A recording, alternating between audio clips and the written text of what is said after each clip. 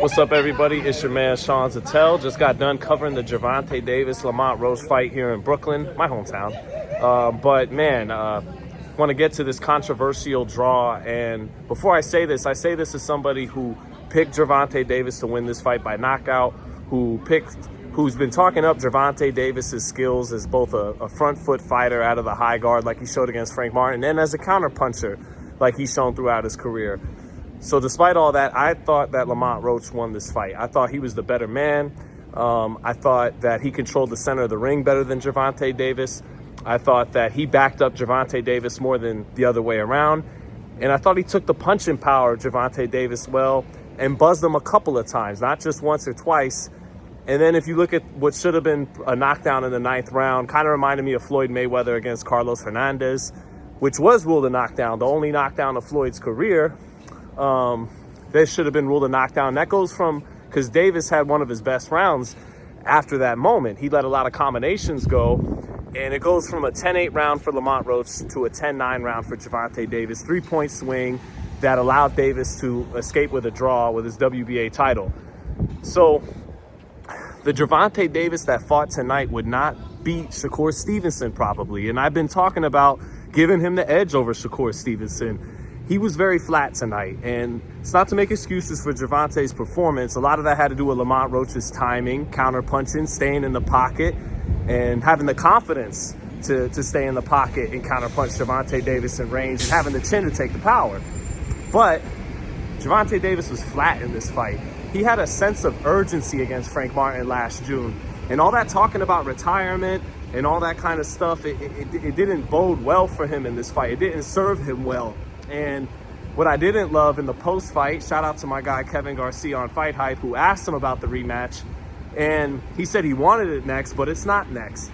And I thought he was still a little too lighthearted in the post-fight and not taking it serious. And I don't think that bodes well for him in the future. It didn't feel like, oh shit, that was way too close to call. He said that he has to buckle down in the gym and do those kinds of things, but, and this is New York, he said he had to buckle down in the gym and do some things, but he was still a little too lighthearted about it. And, on a deeper note, it's not good for premier boxing champions. This is, along with David Benavidez, one of their last flagship stars they got right now. Their two foundational pieces are him and Benavidez. And he was a 10-1 favorite tonight, and I didn't think he won the fight. I don't think he should have got the draw. And Gervonta has kind of failed to capitalize on the momentum of the moment of beating Ryan Garcia in a big pay-per-view fight.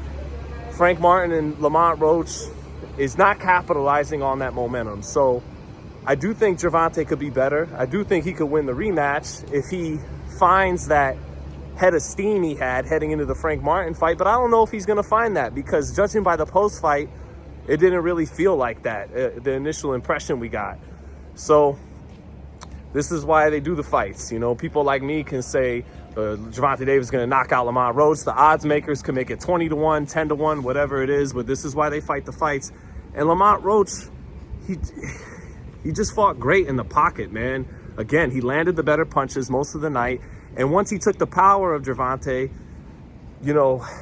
he really got that much more comfortable and let his counter-punching go that much more. So fight number 2 could either be, if it even happens now, because we were all assuming it was, but Gervonta said another fight is next. We don't know what it is next yet. Maybe, I don't know. He said the guy was in his locker room, and I asked him after the fight, who was he going to call out? He said, well, he was in the locker room. So, you decode that for me. But in a rematch, you could look at it one or two ways. Gervonta bullshitted this camp and bullshitted Lamont Roach a little bit, and he'll show up firing on all cylinders and win a rematch. Or you could look at it as Lamont Roach started really slow because he didn't know, he wasn't comfortable with the power until he tasted it, and then that's when he started to really take over the fight after he felt comfortable with the power.